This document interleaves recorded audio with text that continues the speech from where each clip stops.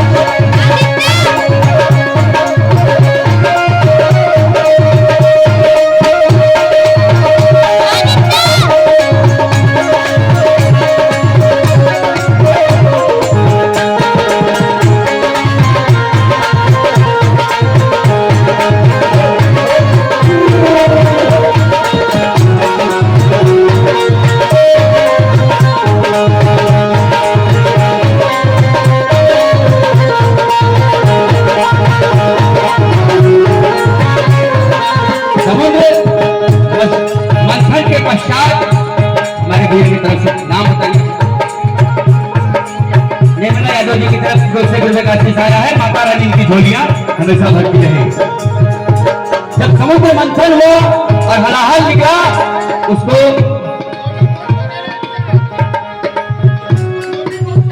बहुत भरेगा, भरे और भरेगा, दिन दिन रात चौगुना बढ़ेगा।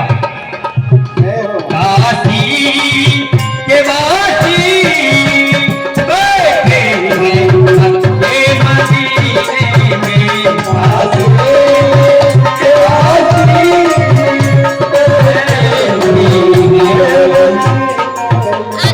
बहुत बड़ी गजल है। बाबा का दरबार। आदित्य कहने बारी मैना रानी हर चीज है दमाद हो, यह बाटे दूसर बाटे अपर की ना हो, यह बाटे। जब भोले बाबा सज के पहुंचे, मैना रानी देखी कि हे भगवान, यह दुल्हावा हो, इतना भभूत लगाए, ऐसे कानवा में तो पीछी लटकी बा, गटाई में सांप। अरे बाप, ऐसे तो खड़ा लेके बगलिया जो बाराती चलता है, ये क्यों लंगर, क्यों लूर, क्यों काना, क्यों। अरे भगवान, यही बते गौरा जो 16 सोमवार नहीं बते। हे भगवान, इनसे भी आ गौरा के ना हो, चाहे गौरा कुंवार रह गई हैं मगर शादी ना हो। तब गौरा की सखिया थी, कहीं मैना माई गौरा इनके पूजे हैं और 16 सोमवार 16 बरस बिताए हैं और इनके मांगे हैं, इनका इन्हीं से मिलेगा बा, तो के बीच में तू मत पड़ा। आप कुछ भी जतन कर लो, गौरा जी भोले बाबा की होगी। अरे मैना रानी अब जिद छोड़ो। कौन कह रहा है? सखियां कह रही है। किससे कह रही है? मैना माई से। क्योंकि अपन किस्सा अलग रखा कि बिहार तो होबे करे। जब ऐसे ऐसे भक्त आए हैं बाबा के दरबार में, तो भगवान के बियाह गौरा जी के साथ होबे करेंगे। हर मैना रानी अब जिद छोड़ो, मान लो मेरी बात। क्या बात? अरे गौरा तो जाएगी भोले बाबा के साथ।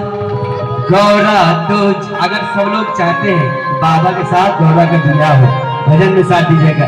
गौरा तो जाएगी भोले बाबा के साथ, गौरा तो जाएगी भोले बाबा के साथ, गौरा तो जाएगी भोले बाबा के साथ।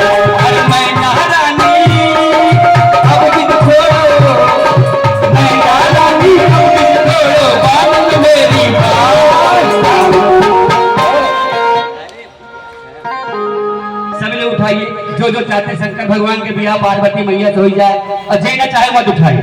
लेकिन जे चाहे हमारे भैया लोग जो जो चाहते हैं, आज शंकर विवाह है और शंकर जी का विवाह पार्वती मैया से हो जाए, वो हाथ उठा के बोले मैना गौरा तो जाएगी भोले बाबा के साथ, गौरा तो जाएगी भोले बाबा के साथ।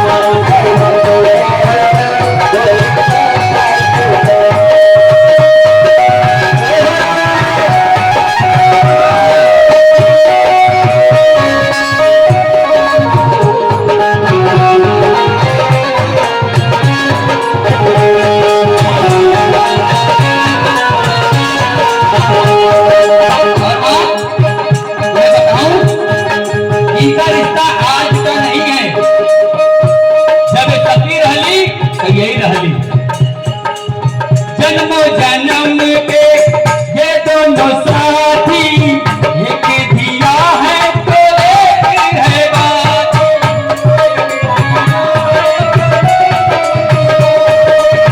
जन्म जन्म के ये दोनों साथी, एक दिया है तो एक है बात, एक दिया है तो एक है। रोज प्रार्थना कर रही हूँ माँ कि आप बिना झिझक गौरा माई को भोले बाबा के साथ भेजिए। आ गए भोले बाबा।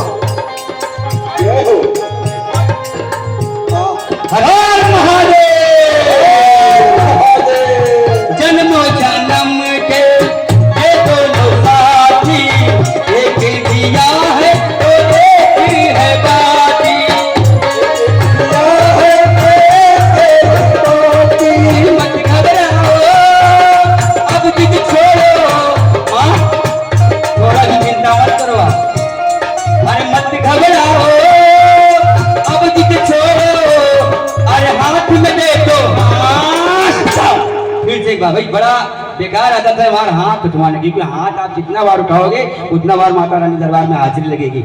उठाइए सब लोग, everybody get up your hand. जिस जिसको भगवान ने हाथ दिया है और हाथों में बोलिए गोरा तो जाएगी, भोले बाबा के साथ, गोरा तो जाएगी, भोले बाबा के साथ, गोरा तो जाएगी, भोले बाबा के साथ, गोरा तो जाएगी, भोले बाबा के साथ, गोरा तो जाएगी, भोले बाबा के साथ, गोरा तो जाएगी, भोले बाबा। अब एक जनी रिएक्शन कही, एक सहेली और खड़ी हो गई। महेश भाई क्या कह रही है? हो मेरी प्यारी सी गौरा बनेगी दुल्हनिया, सज के आएंगे भोले बा। अच्छा बहनी के ब्याह में बाजा के बजावत है? बजनिया हाँ भैया। तो दुर्गा माई और गौरा माई के भाई कौन थे? भैरव बाबा। भैरव बाबा बजाएंगे बाजा, भैरव बाबा बजाएंगे बाजा। वो मेरी प्यारी सी गौरा